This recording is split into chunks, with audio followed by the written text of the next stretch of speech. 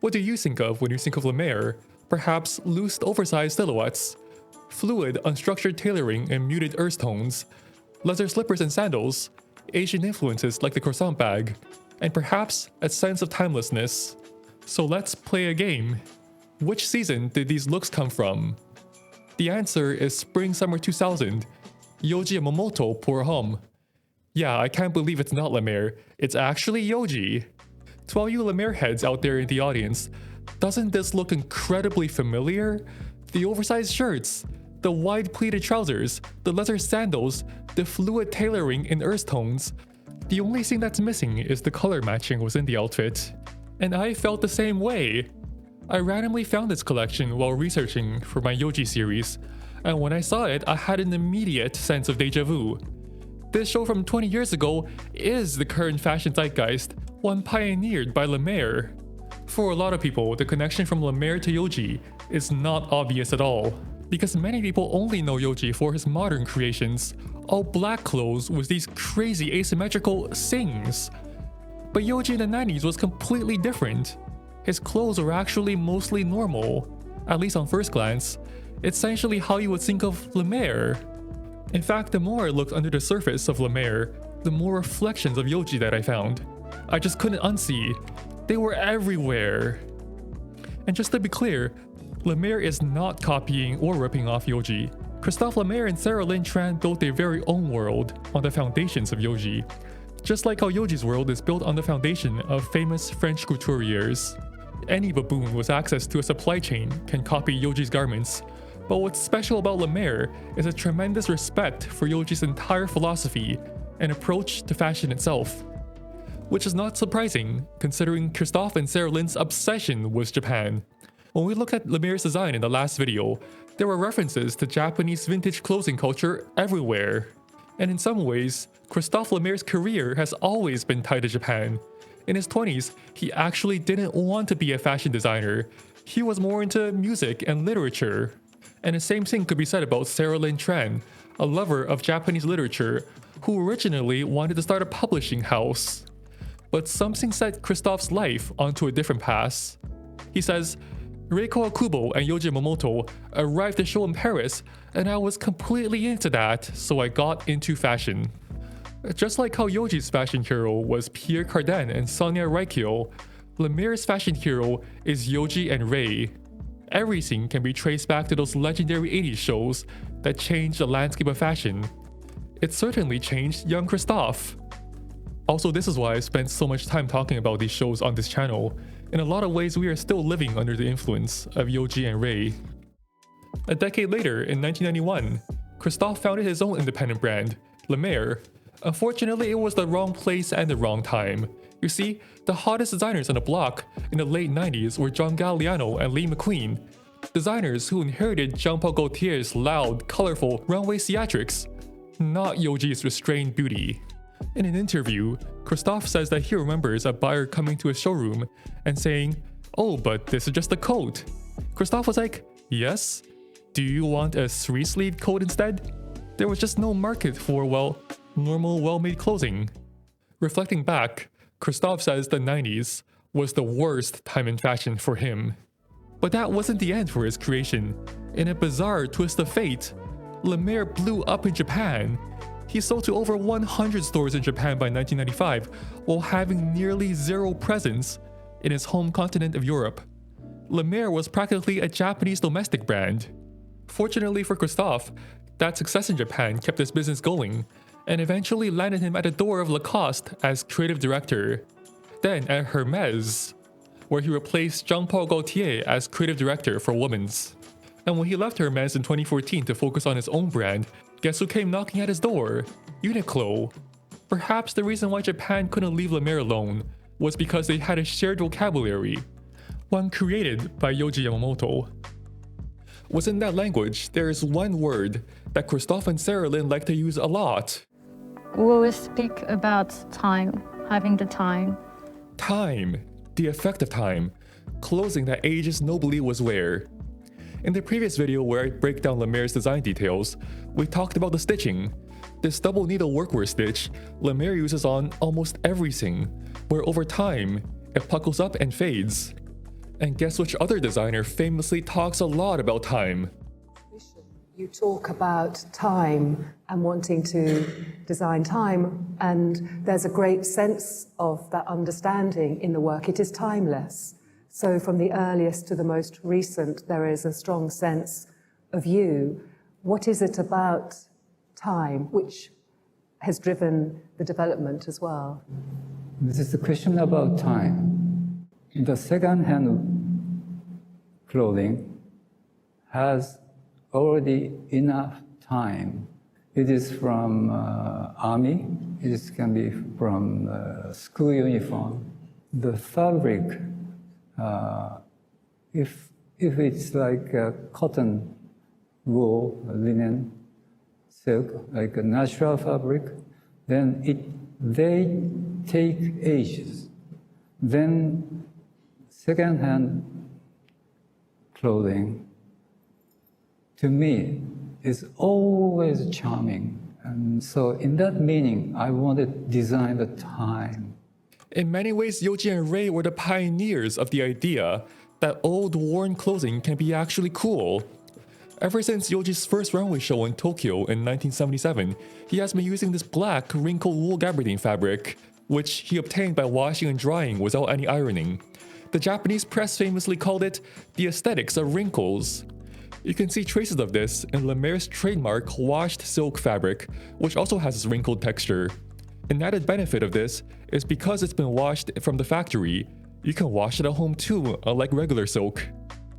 However, Lemaire's idea of time actually breaks off from Yohji in one subtle way.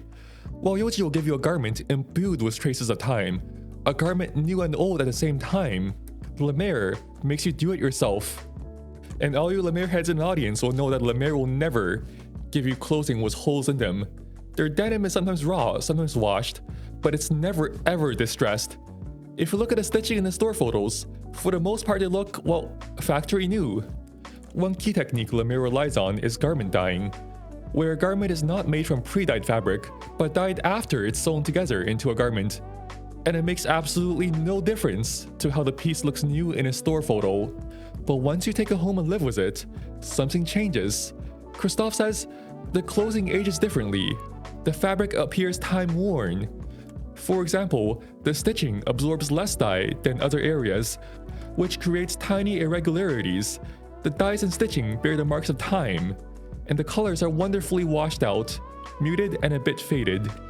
While Yohji will make clothing adorned with the marks of time, for Lemaire, you, the wearer, must put in the time. Taking a big step back, Lemaire's respect for Yohji goes beyond just the garments. It goes all the way to his ideology. In many ways, what Yohji was really proposing was an alternative to traditional beauty ideals, male or female, ones that expose and emphasize the body.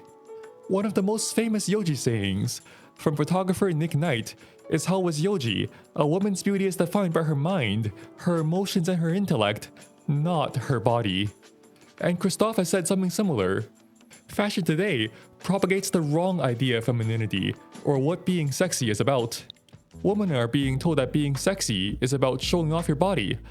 But what about looking smart? In my Yohji series, I introduce Yohji's woman, a femme fatale. The clothing for her is dark, mysterious, and yet comfortable. She is wearing a man's jacket with plenty of pockets to store stuff, wide pants and flat shoes that are easy to move around in, and a big hat to protect her from the elements. If you look at Lemaire women's, every show you'll find this oversized workwear suit jacket setup. Sometimes it's wool, sometimes it's denim, but it's never too tight or too structured. It's just simply chic and practical. And just like Yohji, comfortable clothing that covers the body does not mean she needs to abandon sexuality. Christophe explains, two schools clash in fashion.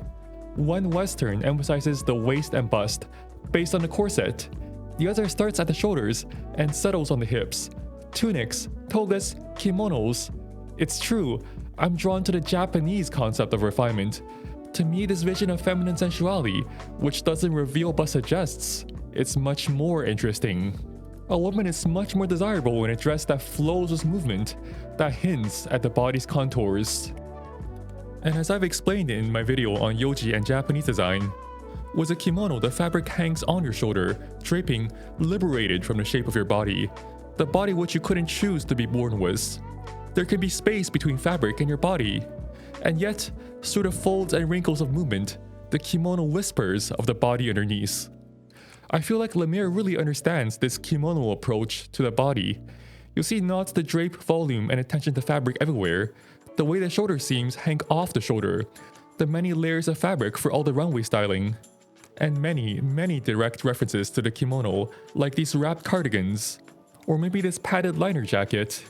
Obviously, you can see the collarless, Y-shaped front and the belt at the waist, but the kimono references doesn't end there. It didn't hit me until I wore this for a long while that something was different, was how the sleeve was constructed. The armhole is incredibly wide, almost like a kimono. When I wear it, the sleeve ends up blending into the body. Not gonna lie, I think it's kind of cute and charming. You might be wondering, this kind of sensuality that favors drape over body consciousness, almost a kind of practical beauty, isn't that what Sonia Rykiel and Coco Chanel came up with? How is that unique to Yohji? Yeah, and you'd be right. But when we look at the men's, the Yohji connection becomes absolutely unmistakable. Traditional menswear is based on rules and hierarchy. The rules are set by the kings, and by following these rules, you gain status and authority granted by those kings. Yohji says, men's fashion can all ultimately be traced back to the dandy look perfected on London's Savile Row. The authority of that aesthetic is held up by European hegemony. And the hegemony is almost like a nagging granny with how much ridiculous rules it has. Like, you must not do up the final button on a suit jacket. Your sleeve must end at the perfect lengths to just expose the shirt cuffs underneath. The shoulder seam must land perfectly on your shoulder bone, and there has to be no creases. Christophe's response to this is, nothing is worse than those rigid fashion guides explaining how to match your tie to your jacket. Their motto is British elegance, but true English chic is precisely about breaking the rules. It's eccentricity. Yohji has a similar opinion. The question we need to ask is, how do we break loose of these conventions? Or perhaps subverting these conventions from within? Not a lot of people realize, but Yohji was one of the first designers alongside Armani, rest in peace, to popularize the soft suit, unlined and unstructured, in the 80s. Not only that, they were droopy and oversized with sleeves that are way too long. I mean, if you wore this into a Savile Row tailor, they'd probably die from shock just seeing this. If Yohji's approach is pointing a big middle finger at authority, Lemaire is just politely saying no and walking away. You'll almost never see anything this extreme with Lemaire, but still, if you buy a lot of Lemaire, you'll know how big some of the outerwear can be. It can fit most guys in a small or even extra small. I think this is Lemaire's way of saying that no, we don't need this rigid, perfect fit. We don't need a monarchy to tell us how to dress. And on a Lemaire suit jacket, you'll almost never see flap pockets, a formal detail found on business suits. But when there is flap pockets, the collar will be a shawl collar and the fabric will be soft and unstructured. For my own Uniqlo U suit jacket, I never noticed in the store, but when I took it home, the back had the trademark double needle workwear stitch. But it was all hidden in the back. At that moment, I suddenly understood. This was not a suit for Wall Street. This was a suit for a worker, someone not reliant on status and authority. Other times, the stitching will be dead front center, like this blazer jacket made out of washed denim. You might be noticing that this is the exact same proposal that he's making for women. That's because once you erase these completely preconceived, untenable gender ideals of the perfect body or absolute authority, you end up with just clothes. Fabrics, buttons, trims, they aren't born with genders. So the sum of their parts, the clothing, don't need genders either. They can be unisex. And that's why for both Lemaire and Yohji, all clothing have the buttons on the right. Personally, I think this what's so fascinating about either Lemaire or Yohji. They're like a secret code. On the surface, it looks completely ordinary. Some people might even call it quiet luxury. But they're anything but that. The more you chew on it, the more you understand just how much ideas they contain about who we are and who we should be. And I'd like to extend an invitation for you to watch my Yohji series if you haven't already. In many ways, Yohji is like Picasso. Him and Ray created modern fashion. Art only exists in a continuous lineage of artists, and the best way to learn any art is to learn art history. That's it. Thank you for watching. Maintenance out.